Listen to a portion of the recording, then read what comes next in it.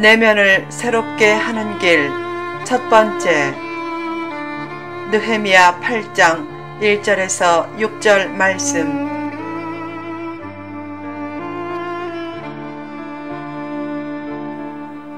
내면의 축복이 중요하다. 뉴욕에 한 여자 집사가 있었다. 그녀는 낮에는 야채 가게에서 캐셔로 일하고 밤에는 파트타임으로 식당에서 일했다. 그렇게 투잡을 뛰면서 하루에 15시간 이상 일해서 어느 정도 살게 되었다. 그러던 어느 날 귀가해 보니까 남편은 사라지고 다음과 같이 적힌 쪽지 하나만 남겨져 있었다. 당신은 내게 애정이 없는 것 같아. 외로운 이민 생활에서 부부 문제가 생기면 삶이 비참해진다. 자녀 문제도 심각하다. 어떤 부부는 이민 11년 동안 악착같이 일해서 넉넉하게 살게 되었다. 좋은 차와 좋은 집이 있었고 아들에게는 좋은 스포츠카를 사주었다. 어느 날 아들이 마약 복용 혐의로 체포되었다. 급히 경찰서로 달려가 자녀에게 말했다. 도대체 왜 그랬니? 뭐가 부족해서 그랬어? 그때 자녀가 말했다. 저는 부모님이 없잖아요. 언제 부모님이 제게 관심을 가졌나요? 요새 많은 사람들이 더 많은 소유와 더 높은 지위가 최상의 행복을 가져다 줄 것이라고 생각한다. 그런 삶의 무지가 늘 비극을 낳는다. 무엇이 가치 있는 것인지를 잘 모르고 열심히 달리면 브레이크가 파열된 차로 고속도로를 달리는 것과 같다. 인생은 외형적인 삶보다 내면적인 삶이 더 중요하다. 돈보다 영혼과 가정이 더 중요하다. 그 문제를 망각하면 언젠가 뼈아픈 대가를 치르게 된다. 사실 돈을 어떻게 벌고 어떻게 쓰느냐 하는 문제에 대한 성실한 답변을 준비하지 않고 돈을 벌거나 유산을 남기면 그 돈이 행복을 낳기보다는 불행을 낳는다. 부자 중에는 비천한 부자도 있지만 존경받는 부자도 있다. 미국의 재벌 강철왕 카네기는 모든 사람들이 존경하는 부자였다. 그는 돈을 어떻게 사용할지에 대한 성실한 답변을 준비하고 돈을 벌었다. 그는 다음과 같은 좌우명을 가졌다. 하나님과 사람을 위해 많이 벌고 하나님과 사람을 위해 많이 쓴다. 물질 문제에 대한 바른 가치관이 정립되지 않으면 잘 살아보세 란 구호가 큰 유익이 없다. 물질적으로 잘 사는 것은 진짜 잘 사는 것이 아니다. 물질보다 중요한 가치관의 문제, 인격 재건의 문제, 영혼 구원의 문제를 외면하고 주어지는 행복은 참된 행복이 아니다. 외면의 축복보다 더욱 중요한 것은 내면의 축복이다.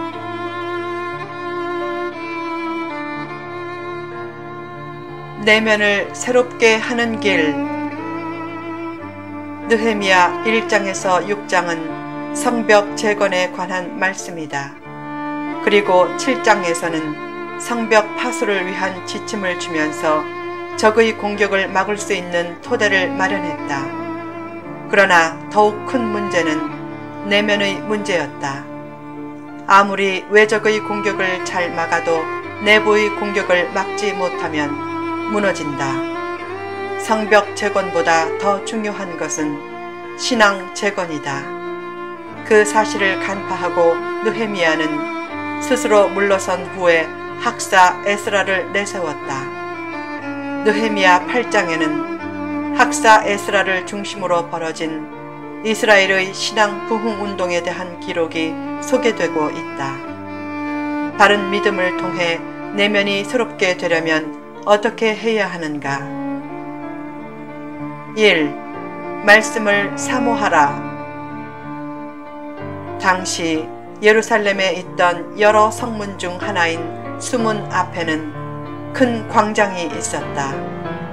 그곳에 모인 모든 백성들이 학사 에스라에게 율법책을 가져와 달라고 부탁했다. 에스라가 율법책을 가져와 읽자 백성들은 새벽부터 정오까지 6시간 동안 하나님의 말씀에 귀를 기울였다. 그들의 말씀을 사모하는 열정이 대단했다. 어느 때든지 축복과 부흥 전에는 대개 말씀을 사모하는 열정이 있다. 말씀에 대한 갈급한 마음이 있으면 축복과 은혜는 더 주어진다. 말씀이 더 듣고 싶고 말씀이 꿀송이처럼 달게 느껴지는 것은 하나님의 은혜가 임하게 될 전조다.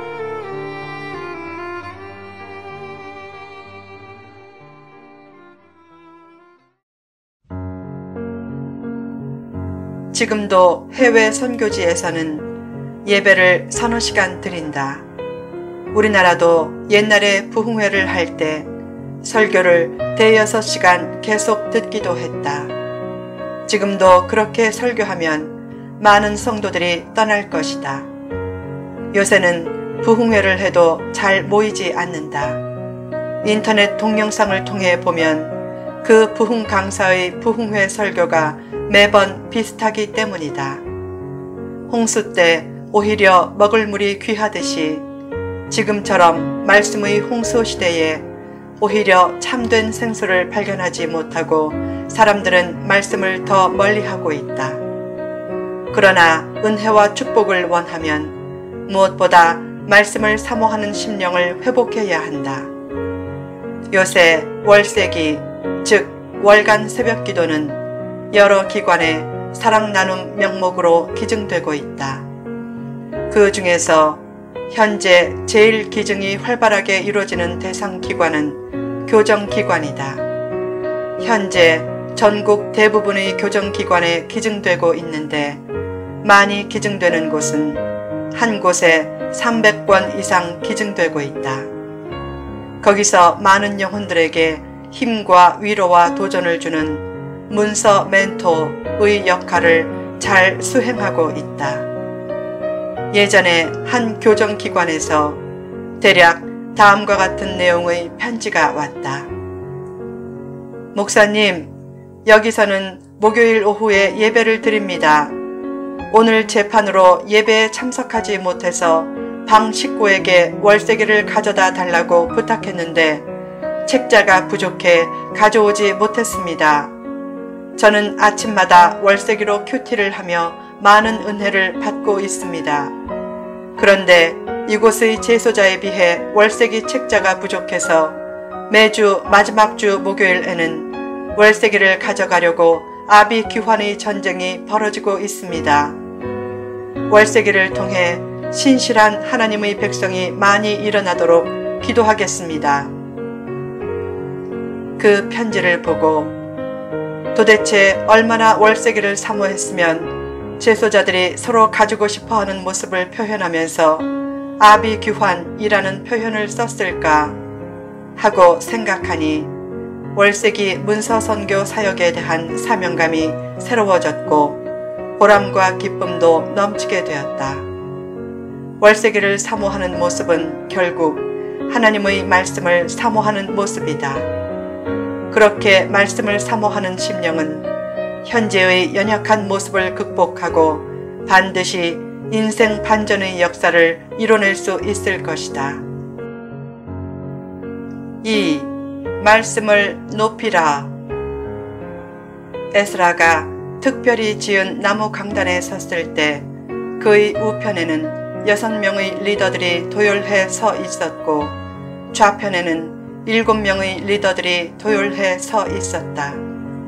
그 장면을 보면 말씀을 높이고 경외하는 모습이 느껴진다. 그때 에스라가 두루마리로 된 하나님의 율법책을 펼 때 그곳에 모인 모든 백성이 일어섰다. 그 모습도 말씀을 높이고 경외하는 모습으로서 무슨 말씀을 주시든지 순종하겠다는 의지의 표현이다. 내면이 새로워지길 원하면 자신 안에서 말씀의 권위가 회복되게 하라. 또한 말씀을 하나님의 말씀으로 높이며 소중히 받으라. 말씀의 권위를 높이는 만큼 은혜의 수준도 높아진다. 말씀이 귀하게 느껴지고 말씀이 내게 주신 하나님의 말씀으로 들리면 역사는 일어난다. 왜 헌법을 만든 제헌절을 자유를 찾은 광복절만큼 중시하는가? 헌법은 나라의 기초 규범이기 때문이다. 성도에게 말씀은 영적인 헌법처럼 중요한 것이다. 말씀을 최고로 중시할 때 유혹과 세파에 흔들리지 않는 능력 있는 삶이 펼쳐진다. 로마서 10장 17절에는 이런 말씀이 있다. 그러므로 믿음은 들음에서 나며 들음은 그리스도의 말씀으로 말미암았느니라. 믿음보다 말씀이 더 중요한 것이다. 말씀을 앞세운 믿음이 참 믿음이기 때문이다. 아무리 믿습니다 라고 해도 말씀을 바탕으로 하지 않으면 전혀 다른 믿음이 될 수 있다. 말씀이 없는 믿음은 자기 생각을 믿는 신념이 된다. 그것은 불신자들이 가진 신념과 다를 것이 없다. 참된 믿음은 말씀에 근거한 믿음이다. 이상한 신비주의에 빠진 사람들은 어느 날 기도 중에 말씀을 받았다고 하면서 말씀에서 벗어난 얘기를 한다. 그러나 말씀에서 벗어난 말에 결코 현혹되지 말라. 말씀의 헌법을 깨는 것은 아무리 신비한 얘기라도 잘못된 것이다. 오직 말씀 안에만 진정한 자유와 치유와 축복과 행복이 있다. 후편에 계속됩니다.